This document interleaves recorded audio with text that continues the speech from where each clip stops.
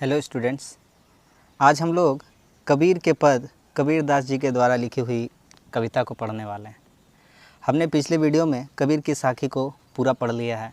अब हम लोग आगे देखते हैं, आगे पढ़ते हैं। यह कविता दो भागों में दी गई है। एक कबीर की साखी है जिसे हमने पढ़ लिया है और एक कबीर के पद है। अब हम कबीर के पद को पढ़ने वाले हैं। देखते हैं पहली पंक्ति। माया महाठगनी हम जानी, तिरगुन फांसी लिए कर डोले, बोले मधुर बानी। प्रस्तुत पद में कबीर जी ने माया को महाठगनी बताया है। कबीर कहते हैं कि यह अपने हाथों में तिरगुन तीन गुणों वाले फांसी का फंदा लिए हुए घूमती है। वो तीन गुण कौन कौन से हैं? सतोगुण, तमोगुण और रजोगुण। आपके परीक्षा में ये क्वेश्चंस पूछे जाते हैं कि कबीर के अनुसार तीन गुण कौन कौन से हैं? सतोगुण, तमोगुण और रजोगुण। माया महाठगनी हम जानी, तिरगुन फांसी लिए कर डोले, बोले मधुरवाणी। और यह मधुरवाणी बोलती है। यह माया जो है महाठगनी है। यह अपने हाथों में तीन गुण वाले फंदे को लिए घूमती है। सतोगुण, तमोगुण और रजोगुण रूपी फंदा लिए घूमती है और अपनी मधुर वाणी से सबको फांस लेती है। केशव के कमला होई बैठी, शिव के भवन भवानी। यह प्रायः सभी रूपों में बैठी हुई है। यह प्रायः सभी के घरों में बैठती है। केशव के कमला, केशव अर्थात विष्णु, कमला अर्थात लक्ष्मी, होई बैठी शिव के भवन भवानी। यह भगवान विष्णु के यहाँ लक्ष्मी होकर बैठी है और भगवान शिव के यहाँ पार्वती के रूप में बैठी है। कौन? माया। पंडा के मूरत होई बैठी, तीरथ हूँ मैं पानी। पंडे के साथ यह मूरत के रूप में बैठी है और तीरथ में यह पानी के रूप में बैठी है। जोगी के जोगिन होई बैठी, राजा के घर रानी।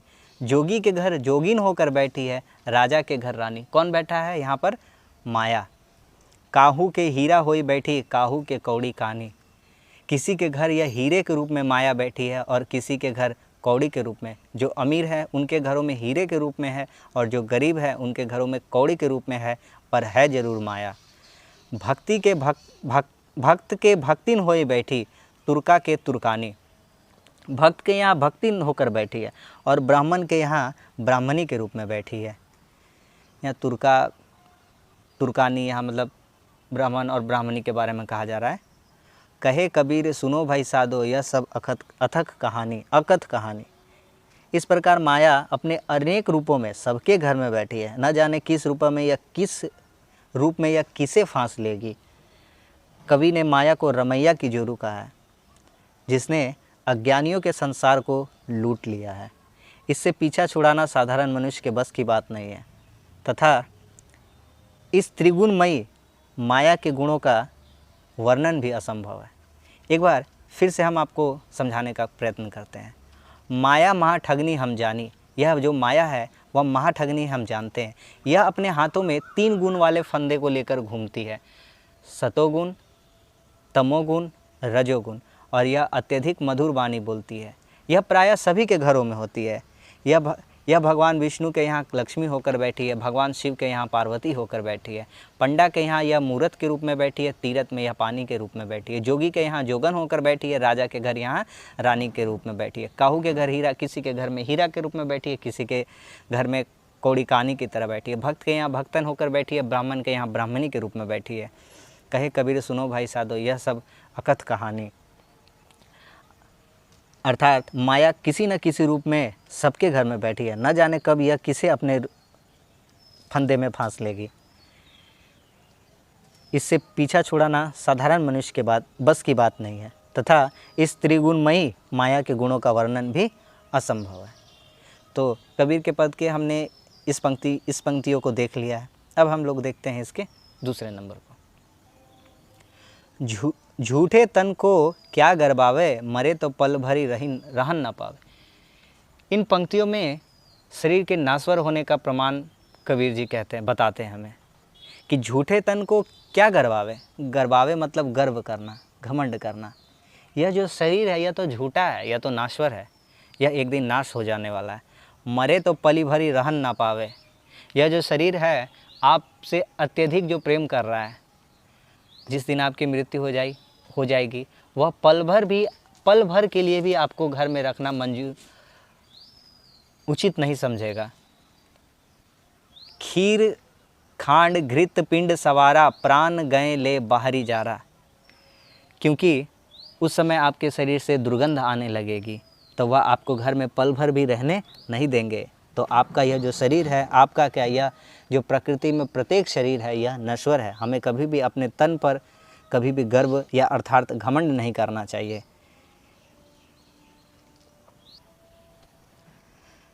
खीर खांड घृत पिंड सवारा, जैसे ही आपकी मृत्यु हो जाएगी वैसे ही उसे घी, पिंड, घी, घृत मतलब होता है घी, खीर, तरह तरह के जो लेपन है जो मृत्यु के बाद शरीर पर लेपन किए जाते हैं उन्हीं के बारे में बताया जा रहा है। इसी से आपका शरीर संवारा जाएगा। प्राण गए ले बाहरी जारा, और जिस तरह से जैसे ही आपके प्राण निकल जाएंगे इन सब का लेपन कर आपको ले जा कर के जला दिया जाएगा। बाहरी जारा मतलब कि जला दिया जाएगा। तो हमें अपने झूठे तन पर कभी भी गर्व नहीं करना चाहिए। यह शरीर तो नश्वर है। हमारे मर जाने के बाद हमारे जो अत्यधिक चाहने वाले हैं वह भी हमें पल भर के लिए अपने पास नहीं रखेंगे। यह खीर खांड घृत्य मतलब घी इनसे सवार करके हमें बाहर ले जाकर जला देंगे। जिही सिरी रची रची बाधत पागा, सो सिरी चंचू सवार ही कागा। जिस सिर को लोग बहुत ही खूब रुचि लेकर सवारते थे, पगड़ी बांधते थे, सो सिरु चंचू सवारी कागा। सिरी मतलब सर, रची मतलब रुचि, बांधत पागा मतलब पगड़ी बांधना, सिरु मतलब सर, चंचू मतलब चोंच, सवारी मतलब सवारना, कागा मतलब कौवा। ठीक है, मैं बोल रहा हूँ, आप वीडियो पॉज करके शब्दार्थ लिख सकते हैं। जिही मतलब जिस, सिरी मतलब सर, रची मतलब रुचि के साथ, पागा मतलब पगड़ी, सिरु मतलब सर, चंचू मतलब चोच, सवारी मतलब सवारना, कागा मतलब कि कौवा। जिस सिर को हम बहुत ही रुचि के साथ बांधते थे, सवारते थे, आज उसी सिर को कौवे सवार रहे हैं, वो भी अपने चोच से। कब? मृत्यु के पश्चात। हाड़ जरे जैसे लकड़ी की झुरी। हाड़ मतलब हड्डी,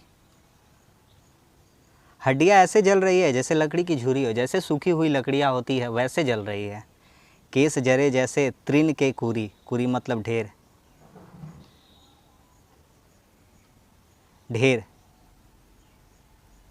तृण मतलब तिनका, तृण मतलब तिनका, आप लिख लीजिएगा यहाँ पर, छोटा छोटा मैं लिख दे रहा हूँ, तिनका।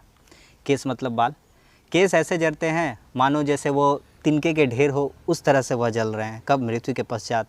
कहे कबीर नर आजहूँ न जागे, जम का दंड मूड़ी मही लागे। कबीर कहते हैं कि यह देखकर भी मनुष्य नहीं जग रहा है, वह तभी जगेगा जब यमराज का डंडा उसके सिर पर पड़ेगा, अर्थात उसकी मृत्यु हो जाएगी। फिर से एक बार मैं इसे समझा देता हूँ आपको। झूठे तन को क्या गर्व है। हमें कभी भी अपने झूठे तन पर गर्व नहीं करना चाहिए। यह तो नाशवान है, नश्वर है, एक दिन नष्ट हो जाने वाला है। जैसे ही आपकी मृत्यु हो जाएगी, आपको अपने चाहने वाले भी पल भर के लिए आपके पास नहीं रखेंगे। उसे घी खीर से सवार कर आपको बाहर ले जाकर जला देंगे। जिही श्री रुचि सवारा, आप अपने पर या अत्यधिक अभिमान कर रहे हैं। आप एक समय पर अपने केस को अच्छे से संवार रहे थे, पगड़ी बांध रहे थे, लेकिन आज मरने के पश्चात उसी सिर को कौवे संवारते हैं अपनी चोंच से। हाड़ जरे जैसे लकड़ी की झुरी, यह जो तन का इस तन की हड्डियाँ थी वह लकड़ी के ढेर के सामान जल रही है। केस कूड़े के ढेर के सामान जल रहे हैं। कहे कबीर नर आज हूँ न जागे। अगर मनुष्य आज भी नहीं जगेगा, मनुष्य तभी जगेगा जब यमराज का डंडा उसके सिर पर पड़ेगा, अर्थात उसकी मृत्यु हो जाएगी। तो यह कबीर के पद में, कबीर की साखी और कबीर के पद दोनों हम लोगों ने पूरा पढ़ लिया है। तो क्लास 12 का यह जो कविता का था हमने पूरा पढ़ लिया है, कबीर के पद। अगर आगे हम और भी दूसरी कविताओं को लेकर आएंगे। कैसा लगा यह वीडियो हमें कमेंट्स में बताएं। अगर वीडियो अच्छा लगा तो इस वीडियो को लाइक करें, कमेंट्स करें, और हमारे चैनल पर नए हैं तो हमारे चैनल को सब्सक्राइब करें। मिलते हैं अगले वीडियो में। Thank you. जय हिंद।